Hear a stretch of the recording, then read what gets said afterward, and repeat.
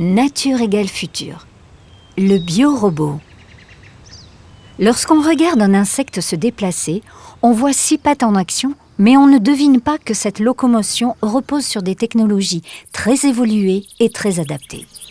L'étude de ces mécanismes biologiques et sensoriels par les chercheurs offre la perspective de réaliser des robots de plus en plus performants. La particularité, c'est que les insectes, ils ont un exosquelette, c'est-à-dire que c'est comme si leurs ossements ils étaient extérieurs. Contrairement à nous, donc on a les muscles qui sont sur les os. Chez les insectes, c'est le contraire, donc on a les os qui est à l'extérieur et qu'une paroi rigide en fait. Leur morphologie permet de faire supporter le poids de leur corps plus d'énormes charges qu'ils transportent.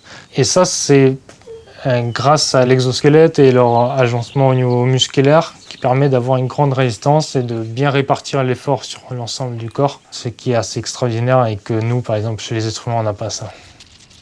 Les insectes, comme ils ont 6 pattes, leur style de déplacement, il consiste à garder toujours 3 pattes au sol et 3 pattes en l'air, ce qui permet de leur garantir une stabilité parfaite. Au niveau de la structure des pattes d'insectes, on retrouve généralement 5 segments.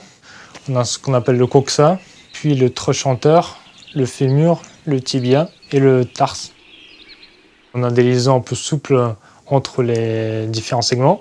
Après, à l'intérieur, donc, on a des ligaments et des muscles qui tiennent tout ça ensemble. Cette morphologie, elle permet à l'insecte de ne pas avoir une grande consommation énergétique, de ne pas avoir à fournir trop d'efforts lorsque l'insecte réalise une tâche. Au niveau sensoriel, donc pour les insectes, au niveau des pattes, on a 3 grandes familles de mécanorécepteurs. La première qui permet de mesurer les mouvements ou la vitesse des différents membres. La deuxième famille permet de détecter le contact avec des objets de l'extérieur. Et la troisième permet de mesurer les efforts. Et tous ces capteurs-là, en fait, ils sont utilisés pour synchroniser la marche de l'insecte et ainsi interagir avec l'environnement, donc adapter le style de marche donc, si le terrain il est incliné. Donc tout ça, c'est détecté par ces organes-là.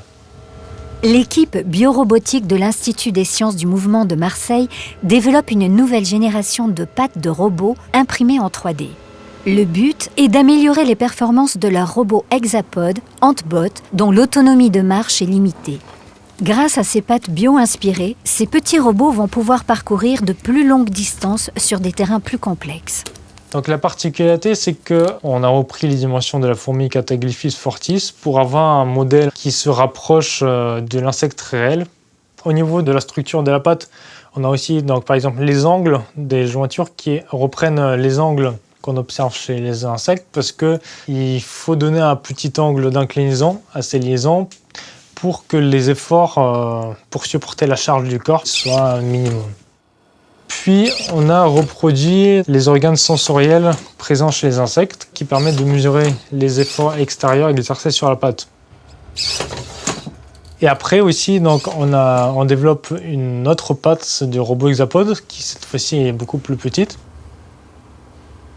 Et à cette échelle-là, en fait, on a essayé de se rapprocher encore plus des insectes, de faire encore plus du biomimétisme, en supprimant tout ce qui est mécanique classique, par exemple en enlevant les roulements à billes, tout ce qui est axe, et en remplaçant par des liaisons souples. Cette nouvelle patte, elle possède une faible consommation énergétique, une grande résistance à la chaleur, et par conséquent, les pièces mécaniques, elles ont moins de chances de casser. Et en plus, on intègre des capteurs de force, et qui n'étaient pas présents sur les robots précédemment développés dans notre laboratoire. Ce nouveau type de patte bio-inspirée va permettre par la suite d'avoir des robots hexapodes capables de s'adapter plus facilement au terrain extérieur, donc terrain accidenté, où des robots classiques à roues ne peuvent pas accéder et où on vise à remplacer l'humain si c'est trop dangereux pour l'humain. Dans des missions de sauvetage, ce qui rend donc, ce type de projet intéressant pour l'armée. En plus des applications civiles et militaires, ces pattes biomimétiques imprimées en 3D permettent de réaliser des robots à des coûts réduits. Elles servent aussi de modèle aux biologistes pour, en retour, mieux comprendre la morphologie unique des insectes.